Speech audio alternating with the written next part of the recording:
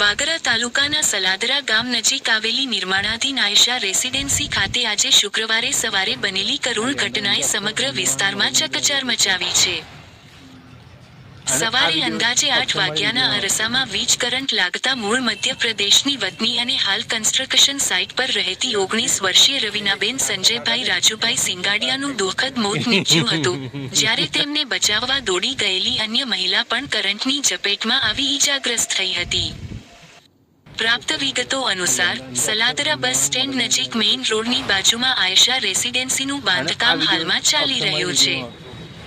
બિલ્ડિંગના નીચેના ભાગે બનાવવામાં આવેલી દુકાનોમાં ત્યાં કામ કરતા શ્રમિકો વસવાટ કરી રહ્યા છે.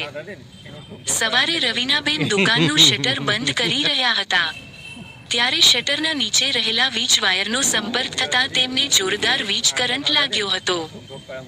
ઘટનાને નજરે જોનારાઓમાં અફરાતફરી મચી ગઈ હતી. રવિનાબેનને બચાવવા માટે દોડી ગયેલી સાહેબ દુર્ગાબેન પણ કરંટની ઝપેટમાં આવી જતા બંને મહિલાઓને તાત્કાલિક સારવાર માટે ભરૂચ સિવિલ હોસ્પિટલ ખાતે ખસેડવામાં આવી હતી. જોકે ફરજ પરના તબીબોએ રવિનાબેનને મૃત જાહેર કર્યા હતા, જ્યારે બીજી મહિલાની સારવાર ચાલી રહી હોવાનું જાણવા મળ્યું છે. ઘટનાની જાણ થતાં વાગરા પોલીસ સ્થળ પર પહોંચી હતી અને જરૂરી તપાસ હાથ ધરી હતી. પોલીસે મૃતદેહનો કબજો મેળવી પોસ્ટમોર્ટમ અર્થે ખસેડી અકસ્માત મોતનો ગુનો નોંધી સમગ્ર ઘટનાના કારણોની તપાસ શરૂ કરી છે.